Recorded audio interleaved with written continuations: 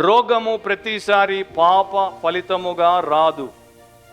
అంటే for every sickness the sin is not a reason. ఎందుకో ఇప్పుడే ఇంతకుముందే చెప్పాను నేను, యోహాను 9:3 వీడు గుడ్డివాడై పుట్టాడు, వీడు పాపం చేశాడా, వీడి తల్లిదండ్రులు పాపం చేశారా అని అడిగిన ప్రశ్నకి యేసు ఏమంటున్నాడు? వీడైనను వీని కన్నవారైనను పాపము చేయలేదు.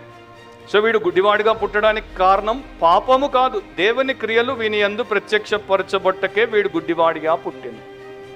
సో పాపం అనేది లేకుండానే కొంతమంది రోగులు అవుతారు.